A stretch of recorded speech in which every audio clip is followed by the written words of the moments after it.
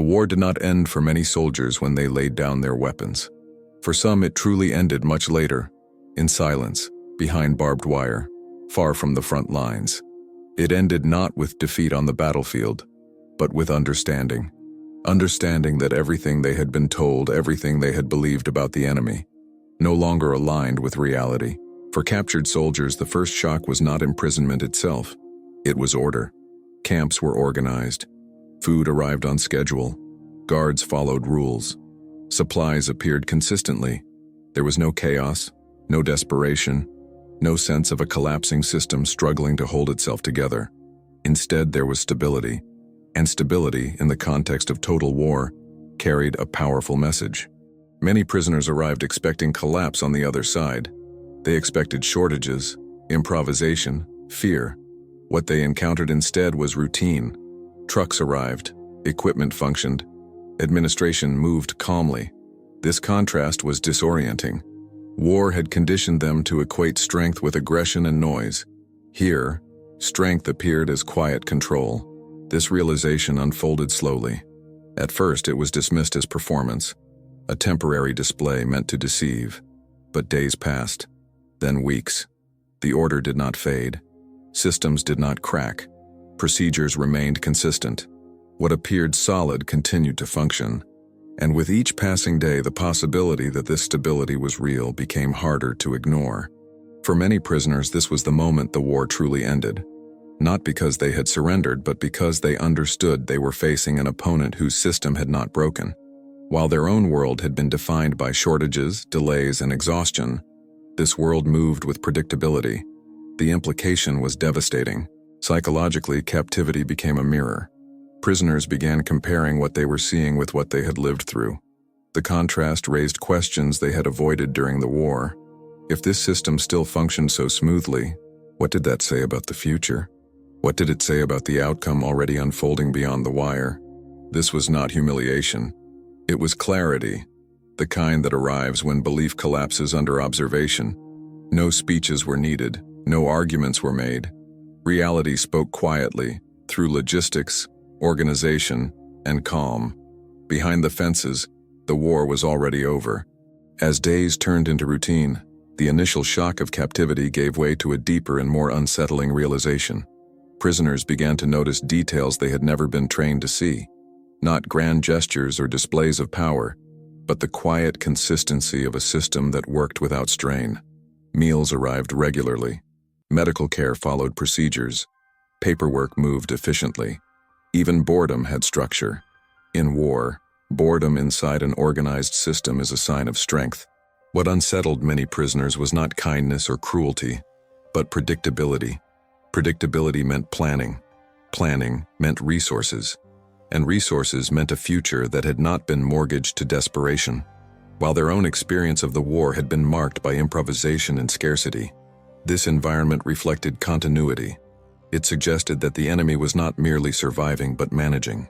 Conversations among prisoners changed. At first, they focused on the past, on battles fought and losses endured. Gradually, attention shifted to the present. People began to compare notes. They spoke about the regularity of supply trucks, the condition of equipment, the calm demeanor of personnel who had clearly not been stretched to their limits. These observations were not framed as admiration, but as evidence. Evidence that contradicted years of narrative. This contradiction was difficult to accept. Many had been taught that the enemy was near collapse, barely holding together through brute force and propaganda. Yet here, behind the wire, collapse was nowhere to be seen. Instead, there was maintenance. Systems were not being pushed to their breaking point, they were being sustained. The longer this consistency persisted, the harder it became to rationalize it away. Temporary deception would have faltered. Shortages would have appeared. Tension would have risen. None of this happened. The absence of crisis was itself a message, and it was one that required no translation. Psychologically, this created a slow but irreversible shift. Prisoners began to imagine the world beyond the camp not as a battlefield in flux, but as a landscape already decided. If the enemy could sustain this level of organization while still fighting, what would happen when the fighting ended? The implication was clear, even if unspoken. This realization did not arrive as despair. It arrived as resignation, a quiet understanding that the war they had known no longer existed in the same way. The struggle had moved beyond individual courage or sacrifice. It had become systemic, and systems once proven stable are extraordinarily difficult to overturn. In this environment, hope transformed. It was no longer directed toward victory but toward survival, toward the future that would follow the war. Prisoners began to think beyond the conflict itself. They speculated about release, reconstruction, and a world reordered by outcomes that now felt inevitable. Behind the fences, belief shifted. Not through argument or force, but through observation.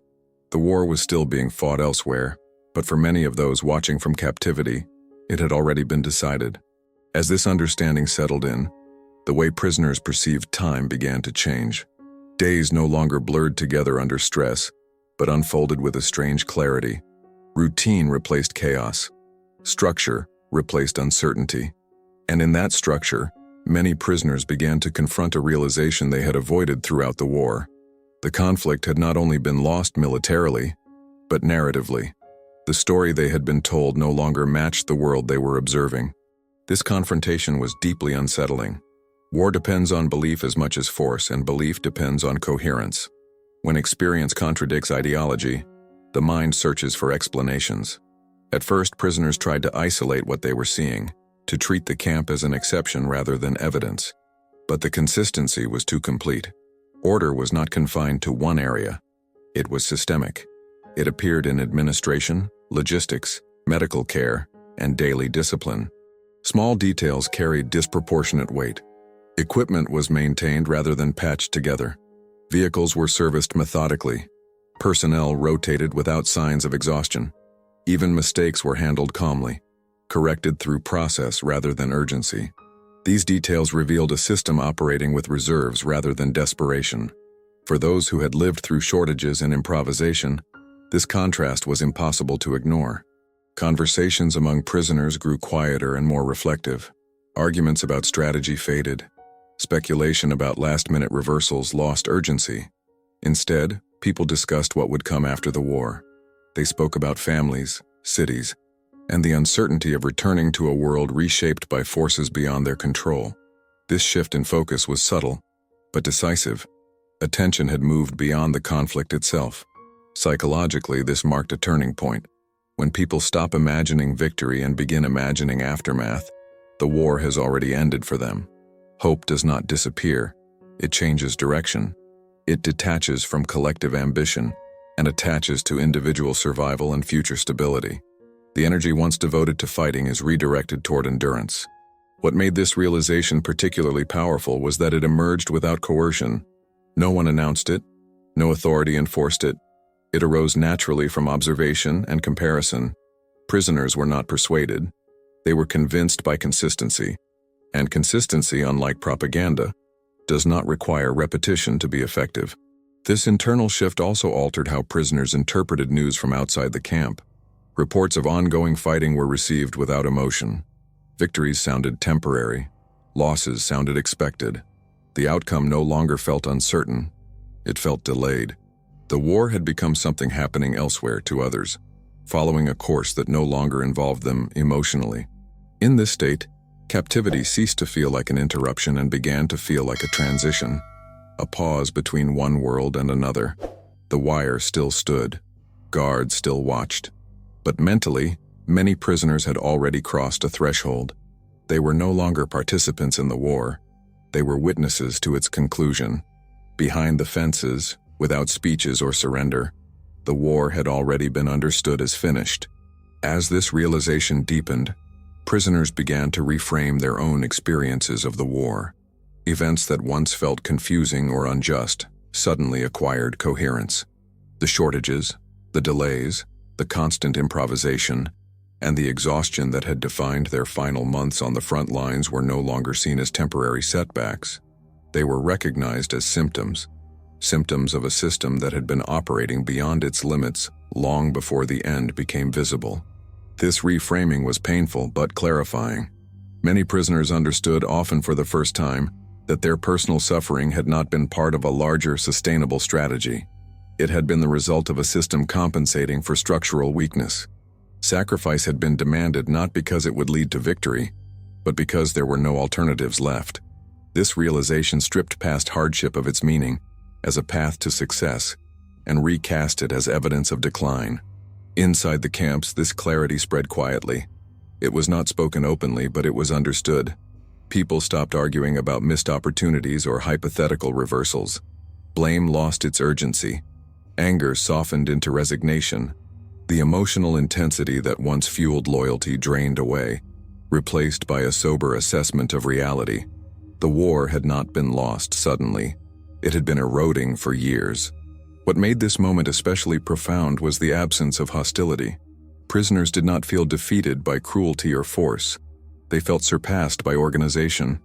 The enemy they were observing was not driven by desperation or rage, but by systems that absorbed strain without collapsing. This contrast challenged deeply held assumptions about strength, resilience, and what it meant to endure a modern war.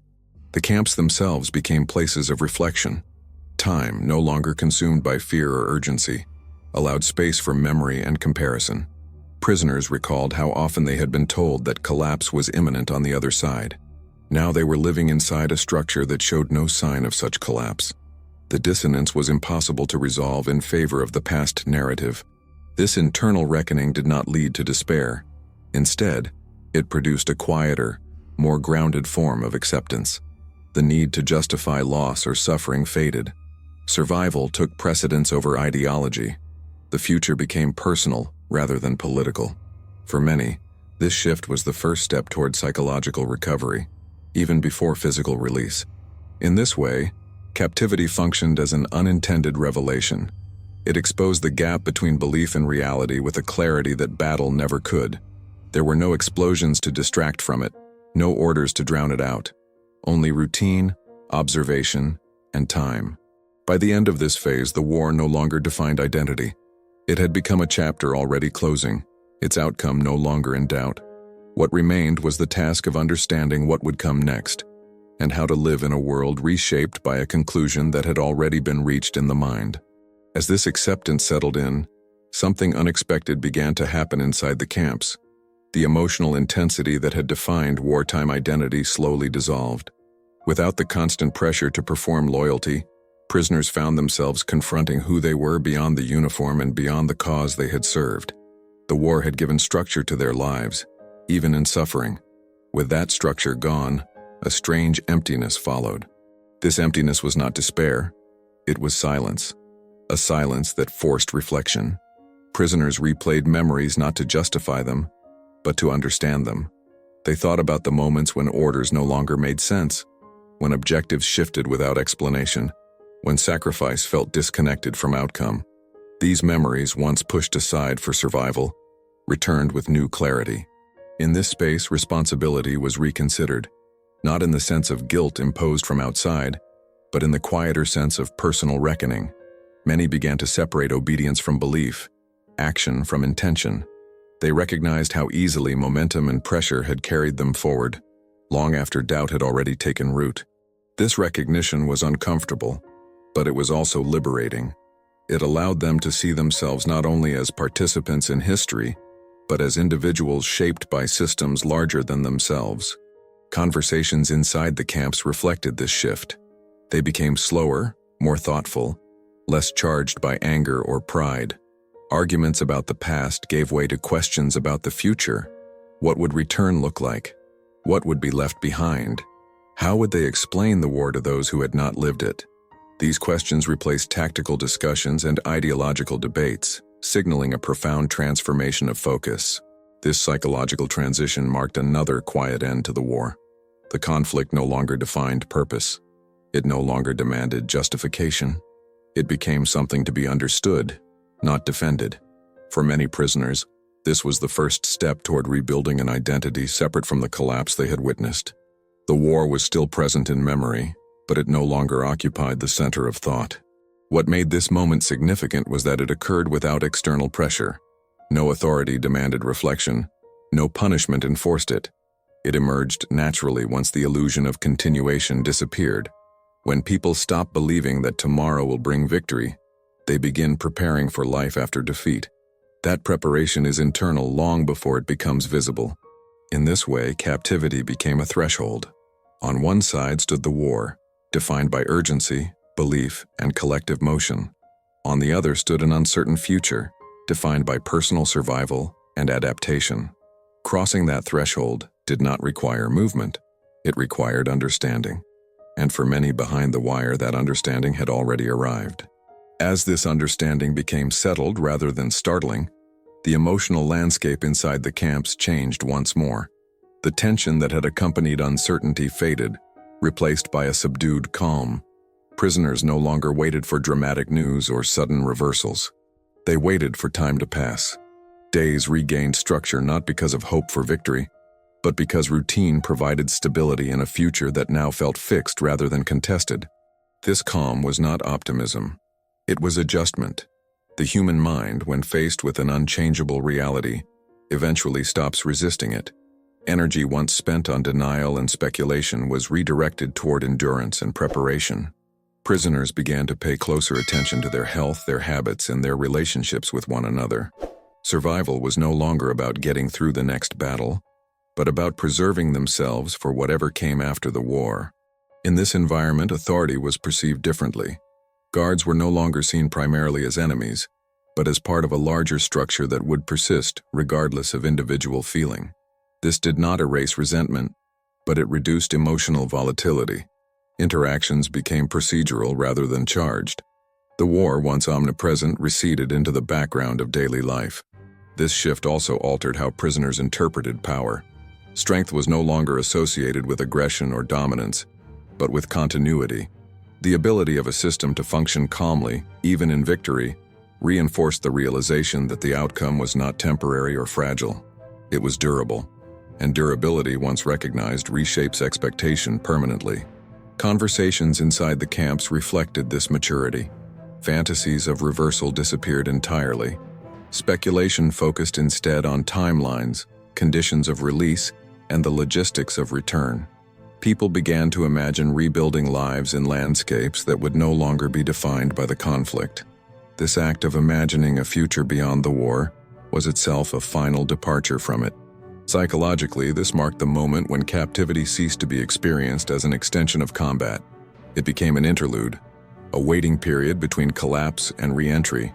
The emotional charge of the war dissipated, leaving behind memory rather than momentum. The conflict no longer demanded attention. It invited reflection. This transformation explains why, for many prisoners, the official end of the war arrived without shock. The decisive moment had already passed. The surrender, when it came, merely aligned the external world with an internal conclusion that had been reached long before. By this stage, the war had lost its ability to define reality. It had become something finite, bounded, and already closing. What remained was not struggle, but transition. And once transition begins, return to belief is no longer possible. By the time the war formally ended, many prisoners experienced the announcement not as a turning point, but as confirmation. The decisive moment had already occurred quietly, behind fences, in routine, and in observation. What was written on paper merely aligned the outside world with a conclusion that had long since taken shape internally. The war did not end with surprise. It ended with recognition. For these prisoners, the final realization was not centered on defeat but on perspective. They understood that wars are not sustained by weapons alone, but by belief, coherence, and the capacity of a system to endure strain without breaking. What they had witnessed in captivity was not the cruelty of an enemy, but the stability of one. And stability, once observed consistently, leaves little room for illusion. This understanding reshaped how the war was remembered. Memories of combat were no longer isolated moments of chaos, but part of a broader narrative of decline and imbalance. The final battles, once imagined as decisive, were reinterpreted as formalities. The outcome had already been determined by systems, logistics, morale, and endurance long before the last shots were fired. What makes this perspective so powerful is its universality. It does not depend on nationality, ideology, or justification. It reflects a human response to reality when narrative collapses under evidence. The prisoners did not need to be convinced. They needed only time and consistency. Reality did the rest. In this way, captivity became the place where the war truly ended for many, not because they were forced to surrender, but because belief no longer had a foundation. The enemy was no longer imagined as fragile or temporary. He was understood as durable. And once durability is recognized, resistance loses its meaning. This does not diminish the suffering endured or the courage displayed. It contextualizes it. It shows how individuals can be carried by systems until those systems reveal their limits. The war was not lost in a single moment. It was revealed over time, through observation, routine, and comparison. History often focuses on endings that are loud and visible, but the true endings are quiet. They happen when people stop expecting change, when tomorrow no longer promises reversal, when survival replaces ambition and acceptance replaces hope for victory. For the prisoners who watched the war end from behind the wire, this quiet understanding was the final battle, and it was fought entirely within the mind. The war was already over long before the gates opened.